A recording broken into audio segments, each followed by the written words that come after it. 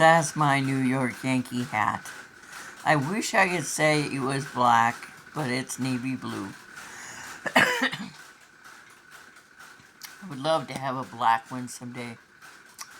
Um, if someone's asking for your last two jawbreakers, and they add the bitchy fact that they'd rather have butterscotch, but it's your house and they want the last two jawbreakers you have. And the last two jawbreakers were actually 6 jawbreakers, but I only took her 2. It was Teresa. Our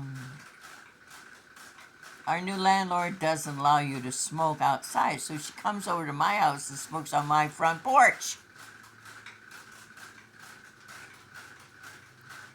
I said to her yesterday, because I was asked to say something to her, because I don't want to lose my home. And Ruth was absolutely right, of course. And I said, I felt sort of guilty asking her on my front porch why she was smoking. She smoked the day before, and I had asked her, and then I asked her again yesterday. I said, why are you smoking on my front porch if you can't smoke outside, but you come over here and you sit with your back to the camera like the landlord's not going to notice smoke coming from your chair? Oh, well, if you don't want me to smoke, I'll go home and smoke. And of course, then I felt really guilty because that's not the way I was raised. Guests come to your house and you try to be helpful to them and civil, and you don't ask them uncomfortable things. And anyway, her favorite candy is chocolate and butterscotch. Not 2 together, although that would be good. And I wouldn't go to her house and ask for anything. And once I ate there, like 6 months ago, I ate there. And then she asked me to eat there again. She was going to give me some ice cream. And she had eaten through pretty much the entire box of ice cream and then handed me the rest so that I could have the rest. And I was like, oh my God. There's so many things straight women do not understand about gay women. I have no problem at all eating someone else's ice cream. But I like to be dating that person, and I'm not interested in straight women at all. And I have dated bisexuals. Big mistake. Don't do that. And so,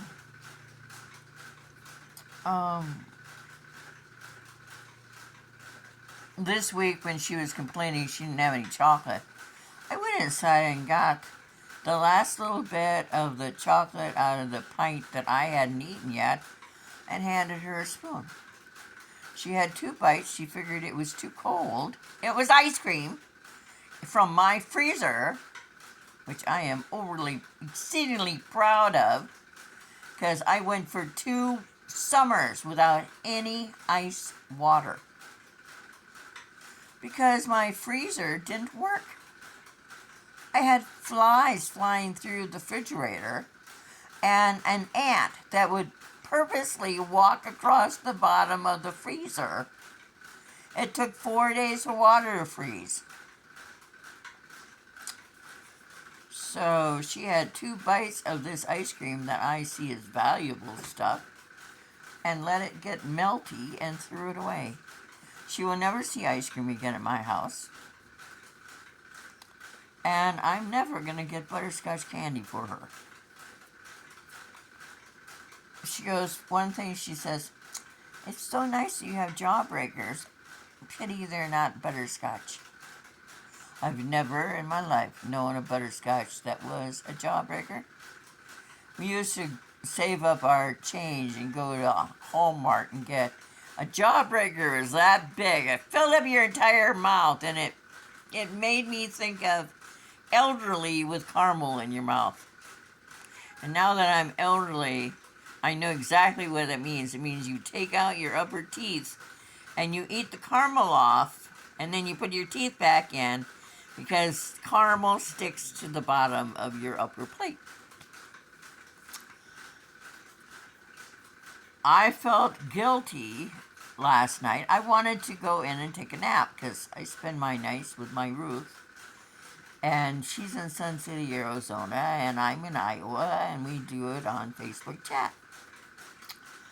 And she had gotten a phone call, and she's sitting smoking on my front porch.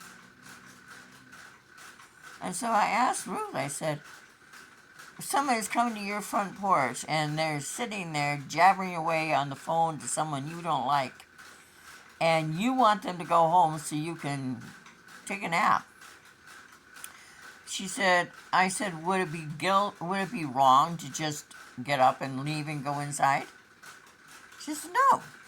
And I said, I didn't tell her, but my raccoon hadn't come yet, and I had already taken the food out for him because I had promised last night the night before, that she'd have her food on time. Otherwise, she sits up on my railing and leers at my door and makes me feel guilty because I didn't have food out before. Anyway, I'm reading a really good book that I'm going to review after I get done with it. Because I would love to read it out loud to you. It's one of my favorite writers. And Julia Blackwell. Her stories always have paranormal or witches, usually ghosts. And she writes in the San Francisco area. I love her.